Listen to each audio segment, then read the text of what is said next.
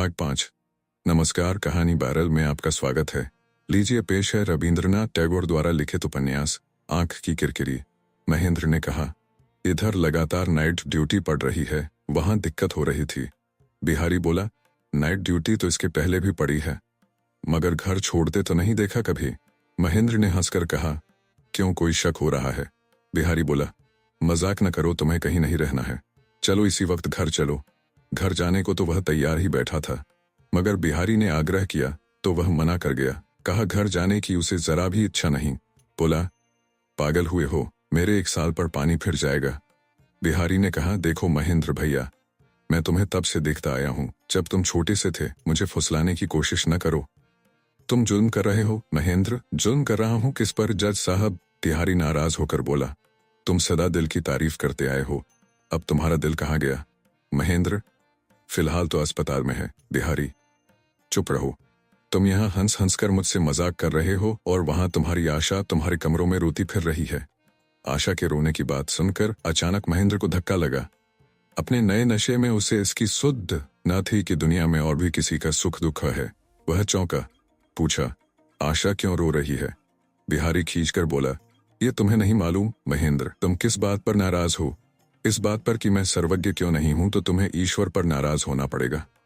बिहारी ने अपनी आंखों जो कुछ देखा आदि से अंत तक कह सुनाया। उसे याद आ गया कैसे बिनोदिनी से लिपटकर आशा की आंखें बह रही थीं, उसका गला रुंध गया। महेंद्र को खूब पता था कि आशा का मन वास्तव में किधर है। महेंद्र बोला, खैर चलो, गाड़ी बुला लो। महेंद्र घर पहुंचा। उसका चेहरा देखते ही आशा के मन का सारा संदेह कोहरे के समान एक ही क्षण में फट गया। अपनी चिट्ठियों की बात सोचकर महेंद्र के सामने मारे शर्म के वह सिर न उठा सकी। इस पर महेंद्र ने शिकवा किया, ऐसे आरोप लगाकर तुमने चिट्ठियां लिखी कैसे? और उसने जाने कितनी बार पड़ी हुई वे तीनों चिट्ठियां अपनी जेब से निकाली। आशा ने गिड़गिड़ाकर कहा, तुम्हारे पैर पड़ती हूं, इन चिट्ठियों को फाड़ फेंको। महेंद्र से उन चिट्ठियों को ले लेने के लिए वह उतावली हो गई। महेंद्र ने उसे रोककर चिट्ठियों को जेब के हवाले किया। कहा, मैं काम से गया और तुमने मेरा मतलब ही नहीं समझा, मुझ पर संदेह किया। छलछलाती आंखों से आशा बोली, अब की बार मुझे माफ कर दो, आइंदा ऐसा ना होगा। महेंद्र ने कहा, कभी नहीं। आशा बोली, कभी नहीं। महेंद्र ने उसे अपने पास खींचकर चूम लिया। आशा बोली, लाओ चिट्ठियां दे दो, फाड़ डालो। महेंद्र बोला, रहने दो उन्हें। आशा ने विनय से यह समझा, मेरी सजा के रूप में इन्होंने चिट्ठियां रख ली हैं। चिट्ठियों के चलते आशा का मन बिनोदिनी की तरफ से जरा ऐंठ गया। पति लौट आए यह खबर वह बिनोदिनी से कहने न गई, बल्कि उससे कतराती रही। बिनोदिनी से तार गई और काम के बहाने बिल्कुल दूर ही रही। महेंद्र ने सोचा, अजीब है, सोचा था अब की बार बिनोदिनी को मजे से देख पाऊंगा, उल्टा ही हुआ। फिर उन चिट्ठियों का मतलब? महेंद्र ने अपने मन को इसके लिए सख्त बनाया कि नारी के दिल को अब कभी समझने की कोशिश नहीं करेगा। सोच रखा था बिनोदिनी पास आना भी चाहेगी तो मैं दूर दूर रहूंगा। अभी उसके जी में आया ना, यह तो ठीक नहीं हो रहा है। सचमुच ही हम लोगों में कोई विकार आ गया है। खुले दिल की बिनोदिनी से बातचीत, हंस दिल लगी करके संदेह की इस घुटन को मिटा डालना ही ठीक है। उसने आशा से कहा, लगता है मैं ही तुम्हारी सखी की आंख की किरकिरी हो गया। उनकी तो अब झांकी भी नहीं दिखाई पड़ती।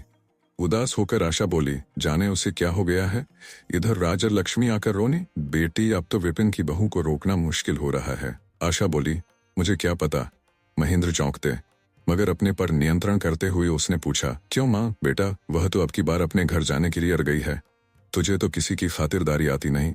एक पराई लड़की अपने घर आई है, उसका अगर घर के लोगों जैसा आदर मान न हो तो रहे कैसे? बिनोदिनी सोने के कमरे में चादर जैसी रही थी। महेंद्र गया, आवाज दी, किरकिरी। बिनोदिनी संभल कर बैठी। पूछा, जी महेंद्र बाबू। महेंद्र बाबू ने कहा, अजीब मुसीबत है ये हजरत। महेंद्र बाबू कब से हो गए? अपनी सिलाई में आंखें गड़ाए हुए ही बिनोदिनी बोली, फिर क्या कहकर पुकारूं आपको? महेंद्र ने कहा, जिस नाम से अपनी सखी को पुकारती हो, आंख की किरकिरी। और दिन की तरह बिनोदिनी ने मजाक करके कोई जवाब न दिया। वह अपनी सिलाई में लगी रही। महेंद्र ने कहा, लगता है वही सच्चा रिश्ता है, तभी तो दोबारा जुड़ पा रहा है। बिनोदिनी जरा रुकी, सिलाई के किनारे से बढ़ रहे धागे के छोर को दांतों से काटती हुई बोली, मुझे क्या पता, आप जाने। और दूसरे जवाबों को टालकर गंभीरता से पूछ बैठी, कॉलेज से एकाएक कैसे लौट आए? महेंद्र बोला, केवल लाश की चीर फाड़ से कब तक चलेगा? बिनोदिनी ने फिर दांत से सूत काटा और उसी तरह सिर झुकाए हुए बोली, तो अब जीवन की जरूरत है, महेंद्र ने सोचा था, आज विनोदिनी से बड़े सहज ढंग से हंसी मजाक करूंगा, लेकिन बोझ इतना हो गया कि लाख कोशिश करके भी हल्का जवाब जुबान पर न आ सका। विनोदिनी आज कैसी दूरी रखकर चल रही है, यह देखकर महेंद्र उद्वेलित हो गया। इच्छा होने लगी एक झटके से इस रुकावट को मटिया मिट कर दे। उसने विनोदिनी की कटी हुई वाक्य चिकोटी का कोई जवाब न दिया। अचानक उसके पास जा बैठा, बोला, तुम हम लोगों को छोड़कर जा क्यों रही हो? कोई अपराध हो गया है मुझसे? विनोदिनी इस पर जरा झिझक गई। सिलाई से सिर उठाकर उसने अपनी बड़ी बड़ी आंखें महेंद्र की ओर लगाकर कहा, काम धंधा तो हर किसी को है, आप सब छोड़कर कहीं और रहने चले गए, वह क्या किसी अपराध से कम है? महेंद्र को कोई अच्छा जवाब ढूंढने न मिला। जरा देर चुप रहकर पूछा, ऐसा क्या काम पड़ा है कि गए बिना होगा ही नहीं? बड़ी सावधानी से सुई में धागा डालती हुई वह बोली, काम है या नहीं यह मैं ही जानती हूं, आपको उसकी फहरिस्त क्या दूं? महेंद्र खिड़की से बाहर चिंतित सा बड़ी देर तक एक नारियल की फुनगी पर नजर टिकाए चुप बैठा रहा। विनोदिनी चुपचाप सिलाई करती रही। यह हाल की फर्श पर सुई गिरे तो आवाज सुनाई दे। बड़ी देर बाद महेंद्र अचानक बोल उठा। हठात जो निस्तब्धता भंग हुई, विनोदिनी चौंक पड़ी, उसकी उंगली में सुई चुभ गई। महेंद्र ने पूछा, किसी भी तरह से ना रुक सकोगी? सुई चुभी अंगुली का खून चूसती हुई विनोदिनी ने कहा, विनती किस बात की? मैं रही ना रही, आपको क्या फर्क पड़ता है? कहते कहते उसका गला भराया। सिर झुकाकर वह सिलाई में लग गई। लगा उसकी पलकों की कोर में आंखों की हल्की सी रेखा झलक पड़ी है।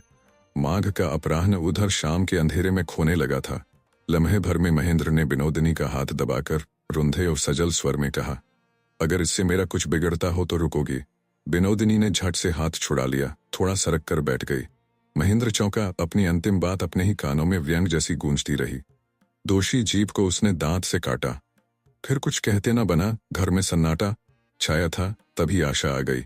विनोदिनी झट कह उठी, खैर, तुम लोगों ने जब मेरी अकड़ इतनी बढ़ा रखी है तो मेरा भी फर्ज है कि तुम लोगों की एक बात मान लो। जब तक विदा नहीं करोगे मैं यहीं रहूंगी। पति की कामयाबी से फूली न समाती हुई आशा सखी से लिपट गई। बोली, तो फिर यही पक्का रहा? 3 बार कबूल करो कि जब तक हम विदा नहीं करते तब तक रहोगी रहोगी रहोगी। विनोदिनी ने 3 बार कबूल किया। आशा ने कहा, भाई किरकिरी रहना तो पड़ा, फिर नाकों चने क्यों चबवाए? अंत में मेरे पति से हार माननी ही पड़ी। विनोदिनी हंसकर बोली, भाई साहब, हार मैंने मानी कि तुमने मानी? महेंद्र को जैसे काट मार गया हो। लग रहा था जैसे उनका अपराध तमाम कमरों में बिखरा पड़ा है। उसने गंभीर होकर कहा, हार तो मेरी ही हुई है। और वह कमरे से बाहर चला गया और दूसरे ही क्षण फिर अंदर आया। आकर विनोदिनी से कहा, मुझे माफ कर दो। विनोदिनी बोली, क्या कसूर किया है तुमने लाला जी? महेंद्र बोला, तुम्हें यौन जबरदस्ती यहाँ रोक रखने का हमें कोई अधिकार नहीं। विनोदिनी हंसकर बोली, जबरदस्ती कहाँ की है? प्यार से सीधी तरह ही तो रहने को कहा, यह जबरदस्ती थोड़े है। आशा 16 आने सहमत होकर बोली, हरगिज नहीं। विनोदिनी ने कहा, भाई साहब, तुम्हारी इच्छा है मैं रहूं। मेरे जाने से तुम्हें तकलीफ होगी, यह तो मेरी खुशकिस्मती है। क्यों भाई किरकिरी, ऐसे सहृदय दुनिया में मिलते कितने हैं। और दुख में दुखी, सुख में सुखी भाग्य से कोई मिला तो मैं ही उसे छोड़कर जाने को क्यों उतावली हूं? पति को चुप रहते देख आशा जरा खिन्न मन से बोली, बातों में तुमसे कौन जीते? मेरे स्वामी तो हार मान गए। अब जरा रुक भी जाओ। महेंद्र फिर तेजी से बाहर हो गया। उधर बिहारी कुछ देर राजलक्ष्मी से बातचीत करके महेंद्र की ओर आ रहा था। दरवाजे पर ज्यों ही बिहारी पर नजर पड़ी, महेंद्र बोल उठा, भाई बिहारी, मुझसे नालायक दुनिया में दूसरा नहीं। उसने कुछ ऐसे कहा कि वह बात कमरे में पहुंच गई। अंदर से उसी दम पुकार हुई, बिहारी बाबू। बिहारी ने कहा, अभी आया विनोद भाधी। कमरे में जाते ही बिहारी ने तुरंत आशा की तरफ देखा। घूंघट में से जितना भर दिखाई पड़ा, उसमें विषाद या वेदना की कोई निशानी ही न थी। आशा उठकर जाने लगी। विनोदिनी उसे पकड़े रही। कहा, यह तो बताएं भाई साहब, मेरी आंखों की किरकिरी से आपका सौत का नाता है क्या? आपको देखते ही वह भाग क्यों जाना चाहती है? आशा ने शर्माकर विनोदिनी को झिड़का। बिहारी ने हंसकर कहा, इसलिए कि विधाता ने मुझे वैसा खूबसूरत नहीं बनाया है। विनोदिनी, देख लिया भाई किरकिरी, बिहारी बाबू किस कदर बचाकर बात करना जानते हैं। इन्होंने तुम्हारी पसंद को दोष नहीं दिया विधाता को। लक्ष्मण जैसे सुलक्षण देवर को पाकर तुझे आदर करना ना आया, तेरी ही तकदीर खोटी है। बिहारी, इस पर तुम्हें अगर तरस आए विनोद भाभी, तो फिर मुझे शिकवा ही क्या रहे। विनोदिनी, समुद्र तो है ही, फिर भी बादलों के बरसे बिना चातक की प्यास क्यों नहीं मिटती। आशा को आखिर रोक कर न रखा जा सका। वह जबरदस्ती हाथ छुड़ाकर चली गई। बिहारी भी जाना चाह रहा था। विनोदिनी ने कहा, महेंद्र बाबू को क्या हुआ है, कह सकते हैं आप? बिहारी ठिठक पड़ा। बोला, मुझे तो कुछ पता नहीं, कुछ हुआ है क्या? विनोदिनी, पता नहीं, मुझे तो ठीक नहीं दिखता। उत्सुक होकर बिहारी कुर्सी पर बैठ गया। पूरी तरह सुन लेने के ख्याल से वह उन्मुख होकर विनोदिनी की ओर ताकता रहा। विनोदिनी कुछ न बोली, मन लगाकर चादर सीने लगी। कुछ देर रुककर वह बोला, तुमने महेंद्र में खास कुछ गौर किया क्या? विनोदिनी बड़े सहज भाव से बोली, क्या जाने, मुझे तो ठीक नहीं दिखता, मुझे तो अपनी किरकिरी के लिए फिक्र होती है। और एक लंबी सांस लेकर वह सिलाई छोड़कर जाने लगी। बिहारी ने व्यस्त होकर कहा, जरा बैठो भाभी। विनोदिनी ने कमरे के सारे खिड़की किवाड़ खोल दी, लालटेन की बत्ती बढ़ा दी और सिलाई का सामान लिए बिस्तर के उस छोर पर जा बैठी। बोली, मैं तो यहाँ सदा रहूंगी नहीं, मेरे चले जाने पर मेरी किरकिरी का ख्याल रखना, वह बेचारी दुखी न हो। कहकर मन के उद्वेग को जब्त करने के लिए उसने मुंह फेर लिया। बिहारी बोल पड़ा, भाभी, तुम्हें रहना ही पड़ेगा, तुम्हारा अपना कहने को कोई नहीं। इस भोली लड़की को सुख दुख में बचाने का भार तुम लो, कहीं तुम छोड़ गई तो फिर कोई चारा नहीं। विनोदिनी, भाई साहब, दुनिया का हाल तुमसे छिपा नहीं, मैं यहाँ सदा कैसे रह सकती हूँ? लोग क्या कहेंगे? तिहारी, लोग जो चाहे कहें, तुम ध्यान ही मत दो। तुम देवी हो, एक असहाय लड़की को दुनिया की ठोकरों से बचाना तुम्हारे ही योग्य काम है। विनोदिनी का रुआ रुआ पुलकित हो उठा। बिहारी की इस भक्ति उपहार को वह मन से भी गलत मानकर ठुकरा न सकी। हालांकि वह छलना कर रही थी, ऐसा व्यवहार उसे कभी किसी से न मिला था। विनोदिनी के आंसू देखकर बिहारी मुश्किल से अपने आंसू जब्त करके महेंद्र के कमरे में चला गया। तिहारी को यह बात बिल्कुल समझ में न आई कि महेंद्र ने अचानक अपने आप को नालायक क्यों कह दिया। कमरे में जाकर देखा, महेंद्र नहीं था। पता चला वह टहलने निकल गया है। पहले बेवजह वह घर से कभी बाहर नहीं जाया करता था। जाने पहचाने लोगों के घर से बाहर उसे बड़ी परेशानी होती। बिहारी सोचता हुआ धीरे धीरे अपने घर चला गया। विनोदिनी आशा को अपने कमरे में ले आई, उसे छाती से लगाकर छल छलाई आंखों से कहा, भाई किरकिरी में बड़ी अभागिन हूं, बड़ी बदशगुन। आशा दुखी मन से बोली, ऐसा क्यों कहती हो बहन? सुबकते बच्चे की तरह वह आशा की छाती में मुंह गाड़कर बोली, मैं जहां भी रहूंगी बुरा ही होगा, मुझे छोड़ दे बहन, छुट्टी दे, मैं अपने जंगल में चली जाऊं। थोड़ी पकड़कर उसका मुंह ऊपर उठाते हुए आशा ने कहा, ऐसा नहीं कहते बहन, तुझे छोड़कर मैं रह नहीं सकूंगी। मुझे छोड़कर जाने की बात तेरे मन में आई कैसे? महेंद्र से बिहारी की मुलाकात न हो सकी, इसलिए कोई बहाना बनाकर फिर वह वहां आया ताकि आशा और महेंद्र के बीच की आशंका वाली बात को और कुछ साफ तौर से जान सके। वह विनोदिनी से यह अनुरोध करने का बहाना लिए आया कि कल महेंद्र को अपने यहाँ भोजन के लिए आने को कहे। उसने आवाज दी, विनोद भाभी, और बाहर से ही बत्ती की मध्यम रोशनी में गीली आंखों वाली दोनों सखियों को आलिंगन में देखकर वह ठिठक गया। अचानक आशा के मन में हुआ कि हो न हो आज बिहारी ने जरूर विनोदिनी से कुछ निंदा की बात करी है, तभी वह जाने की बात कर रही है। ये तो बिहारी बाबू की बड़ी ज्यादती है, अच्छे मिजाज के नहीं है। कुड़कर आशा बाहर निकल आई और बिहारी भी विनोदिनी के प्रति मन की भक्ति की ओर बढ़कर बैरंग वापस हो गया। रात को महेंद्र ने आशा से कहा, चुन्नी, मैं सुबह की गाड़ी से बनारस चला जाऊंगा। आशा का कलेजा धक से रह गया। पूछा, क्यों? महेंद्र बोला, काफी दिन हो गए चाची से भेंट नहीं हुई। महेंद्र की यह बात सुनकर आशा शर्मिंदा हो गई। उसे यह इससे भी पहले सोचना चाहिए था। अपने सुख दुख के आकर्षण में वह अपनी स्नेहमयी मौसी को भूल गई। महेंद्र ने कहा, अपने स्नेह की एकमात्र साथी को वह मेरे ही हाथों सौंप गई हैं। उन्हें एक बार देखे बिना मुझे चैन नहीं मिलता। कहते कहते महेंद्र का गला भर आया। स्नेह भरे मौन आशीर्वाद और अव्यक्त मंगल कामना से वह बार बार अपना दायां हाथ आशा के माथे पर फेरने लगा। अचानक ऐसे उमड़ आए स्नेह का मर्म आशा न समझ सकी। उसका हृदय केवल पिघल कर आंखों से बहने लगा। आज ही शाम को स्नेह वश विनोदिनी ने उसे जो कुछ कहा था याद आया। इन दोनों में कहीं योग भी है या नहीं वह समझ न सकी, लेकिन उसे लगा यह मानो उसके जीवन की कोई सूचना है, अच्छी या बुरी कौन जाने। भय से व्याकुल होकर उसने महेंद्र को बाहों में जकड़ लिया। महेंद्र उसके नाहक संदेह के आवेश को समझ गया। बोला, चुन्नी, तुम पर तुम्हारी पुण्यवती मौसी का आशीर्वाद है, तुम्हें कोई खतरा नहीं। तुम्हारी ही भलाई के लिए वह अपना सर्वस्व छोड़कर चली गई, तुम्हारा कभी कोई बुरा नहीं हो सकता। इस पर आशा ने निडर होकर अपने मन के भय को निकाल फेंका। पति के इस आशीर्वाद को उसने अक्षय कवच के समान ग्रहण किया। मन ही मन उसने मौसी के चरणों की धूल को बार बार अपने माथे से लगाया और एकाग्र होकर बोली, तुम्हारा आशीर्वाद सदा मेरे स्वामी की रक्षा करे। दूसरे दिन महेंद्र चला गया। विनोदिनी से जाते समय कुछ न बोला। विनोदिनी मन में कहने लगी, गलती खुद की और गुस्सा मुझ पर। ऐसा साधु पुरुष तो मैंने नहीं देखा, लेकिन ऐसी साधुता ज्यादा दिन नहीं टिकती।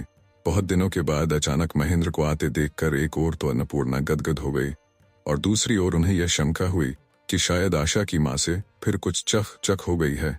महेंद्र उसी की शिकायत पर दिलासा देने आया है। छुटपन से ही महेंद्र मुसीबत पड़ने पर अपनी चाची की शरण में जाता रहा है। कभी किसी पर उसे गुस्सा आया तो चाची ने उसे शांत कर दिया और कभी उसे कोई तकलीफ हुई तो चाची ने धीरज से सहने की नसीहत दी। लेकिन विवाह के बाद से जो सबसे बड़ा संकट महेंद्र पर आ पड़ा, उसके प्रतिकार की कोशिश तो डर रही, सांत्वना देने तक में वह असमर्थ रही। इसके बारे में जब वह यह समझ गई कि चाहे जैसे भी वह हाथ डालें घर की अशांति दुगनी हो जाएगी, तो उन्होंने घर ही छोड़ दिया। बीमार बच्चा जब पानी के लिए चीखता रोता है और पानी देने की मनाही होती है तो दुखिया माँ जैसे दूसरे कमरे में चली जाती है, अन्नपूर्णा ठीक वैसे ही काशी चली गई थी। सुदूर तीर्थ में रहकर धर्म कर्म में ध्यान लगाकर दीन दुनिया को कुछ भुलाया था। महेंद्र क्या फिर उन्हीं झगड़े झंझटों की चर्चा से उनके छिपे घाव पर चोट करने आया है? लेकिन महेंद्र ने आशा के संबंध में अपनी मां से कोई शिकायत नहीं की। फिर तो उनकी शंका दूसरी ओर बढ़ी। जिस महेंद्र के लिए आशा को छोड़कर कॉलेज तक जाना गवारा न था, वह चाची की खोज खबर लेने के लिए काशी कैसे आ पहुंचा? तो क्या आशा के प्रति उसका आकर्षण ढीला पड़ रहा है? उन्होंने पूछा, मेरे सिर की कसम महेंद्र, ठीक ठाक बताना चुन्नी कैसी है? महेंद्र बोला, वह तो खासे मजे में है चाची। आजकल वह करती क्या है बेटे? तुम लोग अभी तक वैसे ही बच्चों जैसे हो या घर गृहस्थी का भी ध्यान रखते हो अब? महेंद्र ने कहा, बचपना तो बिल्कुल बंद है चाची। सारे झंझटों की जड़ जो किताब थी चारुपाठ, वह जाने कहाँ गायब हो गई। अब ढूंढे भी नहीं मिलती कहीं। अरे बिहारी क्या कर रहा है? महेंद्र ने कहा, अपना जो काम है उसे छोड़कर वह सब कुछ कर रहा है। पटवारी गुमाश्ते उसकी जायदाद की देखभाल करते हैं। वे क्या देखभाल करते हैं खुदा जाने। बिहारी का हमेशा यही हाल रहा। उसका अपना काम दूसरे लोग देखते हैं, दूसरों का काम वह खुद देखता है। अन्नपूर्णा ने पूछा, विवाह नहीं करेगा क्या? महेंद्र जरा हंसकर बोला, कहाँ, ऐसा कुछ तो दिखाई नहीं पड़ता। अन्नपूर्णा को अंतर के गोपन स्थान में एक चोट सी लगी। महेंद्र ने कभी मजाक से कभी गंभीर होकर अपनी गिरस्ती का मौजूदा हाल उन्हें सुनाया। केवल विनोदिनी का कोई जिक्र उसने नहीं किया। कॉलेज अभी खुला था। महेंद्र की ज्यादा दिन काशी में रहने की गुंजाइश न थी, लेकिन सख्त बीमारी के बाद अच्छी आबोहवा में सेहत सुधरने की जो तृप्ति होती है, काशी में अन्नपूर्णा के पास महेंद्र को हर रोज उसी तृप्ति का अनुभव हो रहा था। लिहाजा दिन बीतने लगे। अपने आप ही से विरोध की जो स्थिति हो गई थी वह मिट गई। इन कई दिनों तक धर्मप्राण अन्नपूर्णा के साथ रहकर दुनियादारी के फर्ज ऐसे सहज और सुख देने वाले लगे कि महेंद्र को उनके हवा लगने की पिछली बात हंसी उड़ाने जैसी लगी। उसे लगा विनोदिनी कुछ नहीं, यहाँ तक कि उसकी शक्ल भी वह साफ साफ याद नहीं कर पाता। आखिरकार बड़ी दृढ़ता से महेंद्र मन ही मन बोला, आशा को मेरे हृदय से बाल भर भी खिसका सके ऐसा तो मैं किसी को कहीं भी नहीं देख पाता। उसने अन्नपूर्णा से कहा, चाची मेरे कॉलेज का हर्ज हो रहा है, अब इस बार तो मैं चलूं। तुम संसार की माया छोड़कर यहाँ आ बसी हो अकेले में, फिर भी अनुमति दो कि बीच में तुम्हारे चरणों की धूल ले जाया करूं। काशी से लौटकर महेंद्र ने आशा को जब मौसी के भेजे गए स्नेह उपहार एक संदूर की डिबिया और सफेद पत्थर का एक लोटा दिया तो उसकी आंखों से आंसू बहने लगे। मौसी का वह स्नेह में धीरज और उन पर अपनी तथा सास की फजीहतों की बात याद आते ही उसका हृदय व्याकुल हो उठा। उसने महेंद्र से कहा, बड़ी इच्छा हो रही है कि एक बार मैं भी काशी जाऊं और मौसी की क्षमा तथा चरणों की धूल ले आऊं। क्या यह मुमकिन नहीं? महेंद्र ने आशा के मन की पीड़ा को समझा और इस बात पर राजी भी हुआ कि वह कुछ दिनों के लिए अपनी मौसी के पास जाए, लेकिन फिर अपनी पढ़ाई का खर्च करके खुद उसे काशी ले जाने में उसे हिचक होने लगी। आशा ने कहा, मेरी बड़ी चाची जी तो जल्दी ही काशी जाने वाली हैं, उनके साथ चली जाऊं तो क्या हर्ज है? महेंद्र ने जाकर राजलक्ष्मी से कहा, माँ बहू एक बार चाची से मिलने के लिए काशी जाना चाहती है। राजलक्ष्मी ने व्यंग से कहा, बहू जाना चाहती है तो जरूर जाए, जाओ उन्हें ले जाओ। तिहारी राजलक्ष्मी से मिलने आया तो वह बोली, अरे बिहारी, सुना तूने, अपनी बहू काशी जा रही है। बिहारी बोला, क्या कह रही हो माँ? महेंद्र भैया फिर पढ़ाई हर्ज करके जाएंगे। राजलक्ष्मी बोली, ना महेंद्र क्यों जाएंगे, महेंद्र यहीं रहेंगे, बहू अपने बड़े चाचा के साथ जाएगी। बिहारी भीतर ही भीतर परेशान हुआ। वह सोचने लगा, आखिर माजरा क्या है? महेंद्र काशी गया तो आशा यहाँ रही, और वह लौटा तो अब आशा काशी जा रही है। दोनों में कुछ ऐसा हुआ है। आखिर ऐसा कितने दिन चलेगा? दोस्त होकर भी हम इसका कोई प्रतिकार नहीं कर सकते। दूर से खड़े खड़े तमाशा देखते रहेंगे।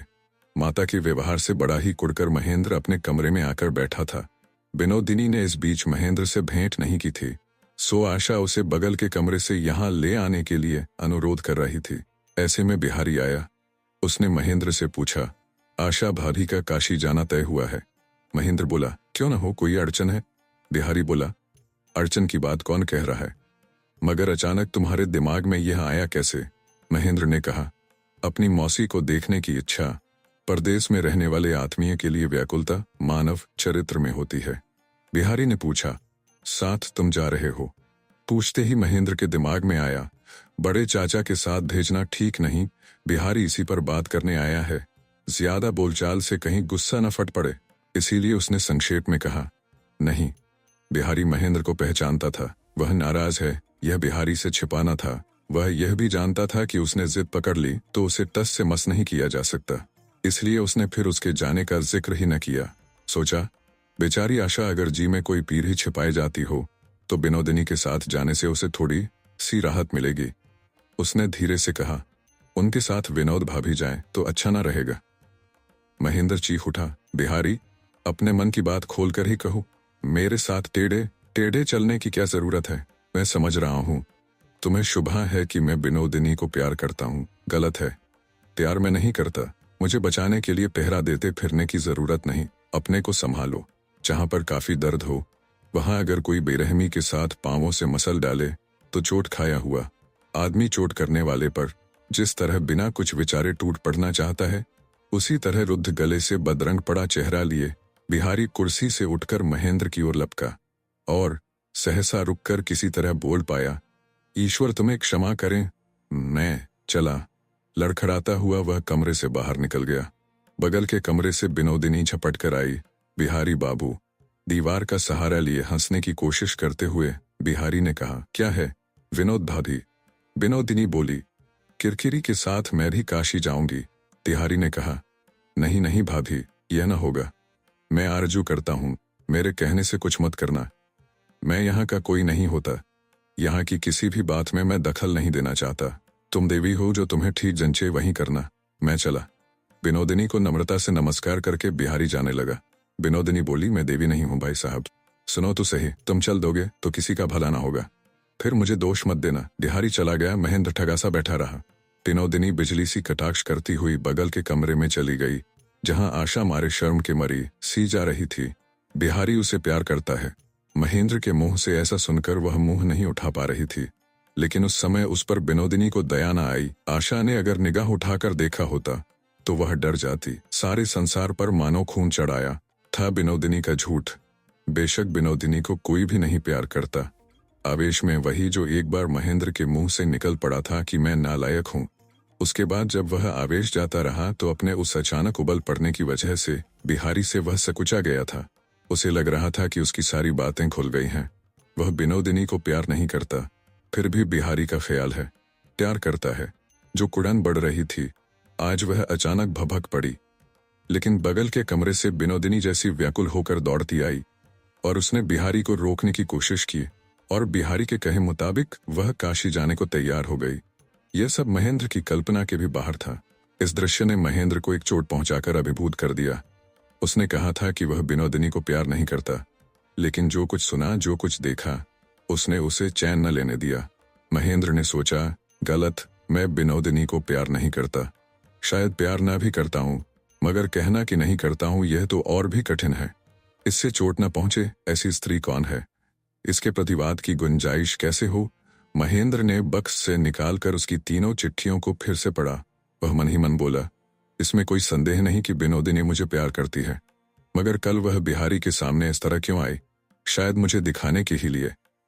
मैंने जब साफ जता दिया कि मैं उसे प्यार नहीं करता, तो फिर किसी मौके से मेरे सामने प्यार को ठुकराए नहीं तो और क्या करे? हो सकता है मुझसे इस तरह ठुकराई जाने पर वह बिहारी को प्यार भी करने लगे। महेंद्र को इस तरह क्षोभ बढ़ चला कि अपनी उतावली से वह आप ही अचरज में पड़ गया। डर उठा और विनोदिनी ने सुन ही लिया तो क्या कि महेंद्र उसे प्यार नहीं करता? इसमें दोष भी क्या? आंधी आने पर नाव की जंजीर जैसे लंगर को कसकर पकड़ती है, वैसे ही अकुलाहट में महेंद्र ने आशा को और भी कसकर पकड़ा। रात को महेंद्र ने आशा का मुंह अपनी छाती से लगाकर पूछा, चुन्नी ठीक बताओ, तुम मुझे कितना प्यार करती हो? आशा सोचने लगी, ये सवाल कैसा? बिहारी के बारे में जो शर्मनाक बात निकली है, क्या उसी से उस पर संदेह की ऐसी छाया पड़ी? वह शर्म से छुई मुई सी होकर बोली, छे, आज यह क्या पूछ रहे हो तुम? तुम्हारे पैर पड़ती हूँ, साफ बताओ, मेरे प्यार में तुम्हें कब क्या कमी दिखाई दी? उसे सताकर उसका माधुर्य निचोड़ने की नीयत से महेंद्र बोला, फिर तुम काशी क्यों जाना चाहती हो? आशा बोली, मैं नहीं जाना चाहती, कहीं भी नहीं जाऊंगी मैं। महेंद्र, लेकिन चाहा तो था पहले।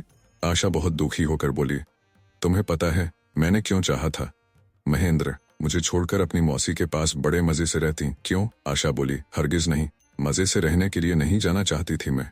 महेंद्र ने कहा, सच कहूं चुन्नी, और किसी से विवाह किया होता तो तुम इससे कहीं ज्यादा सुखी होती। सुनते ही चौंक कर आशा महेंद्र से छिटक पड़ी और तकिए में मुंह गाड़कर काट की मारी सी पड़ी रही। कुछ ही क्षण में उसकी रुलाई रोके न रुकी।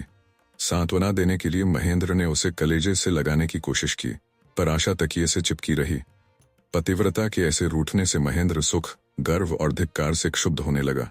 विनोदिनी सोचने लगी, आखिर ऐसी तोहमत लगाए जाने पर बिहारी ने प्रतिवाद क्यों नहीं किया? उसने झूठा प्रतिवाद भी किया होता तो मानो विनोदिनी को खुशी होती। ठीक ही हुआ कि महेंद्र ने बिहारी पर ऐसी चोट की, यह उसका पावना ही था। आखिर बिहारी जैसा आदमी आशा को प्यार क्यों करेगा? इस चोट ने बिहारी को दूर जो हटा दिया, मानो वह अच्छा ही हुआ। विनोदिनी निश्चिंत हो गई, लेकिन मृत्यु बाण से बिंधे बिहारी का रक्तहीन पीला मुखरा विनोदिनी के हर काम में उसके पीछे पीछे घूमता सा रहा। विनोदिनी के अंदर जो एक सेवा पारायण नारी प्रकृति थी, वह उस कातर चेहरे को देखकर रोने लगी। 2-3 दिन तक वह सभी कामों में अनमनी रही। आखिर उससे न रहा गया। उसने एक सांत्वना पत्र लिखा, भाई साहब, तुम्हारा जो सूखा चेहरा देखा है, तब से मैं हृदय से यही कामना करती हूँ कि तुम भले चंगे हो जाओ। जैसे तुम थे वैसे ही हो जाओ। तुम्हारी वह सहज हंसी फिर कब देखूंगी, वह उदार बातें फिर कब सुनूंगी। एक पंक्ति में अपनी कुशल मुझे लिख भेजो। तुम्हारी विनोदिनी भाभी। दरबान के मार्फत चिट्ठी उसने बिहारी को भेज दी। बिहारी आशा को प्यार करता है। इस बात को महेंद्र इस रुखाई और इस बेहियाई से जुबान पर ला सकता है, बिहारी ने यह कभी स्वप्न में भी न सोचा था, क्योंकि उसने खुद भी कभी ऐसी बात को दिल में जगह न दी थी। लेकिन बात जब एक बार मुंह से निकल पड़ी तो एक बार की मार तो नहीं डाला जा सकता। उसमें सच्चाई का बीज जितना था, देखते ही देखते वह अंकुराने लगा। अब उसने खुद को कसूरवार समझा। मन ही मन बोला, मेरा गुस्सा करना तो शोभा नहीं देता, महेंद्र से माफी मांगकर विदा लेनी होगी। उस रोज मैं कुछ इस तरह चला आया था, मानो महेंद्र दोषी है, मैं विचारक हूँ। अपनी यह गलती मुझे कबूल करनी पड़ेगी।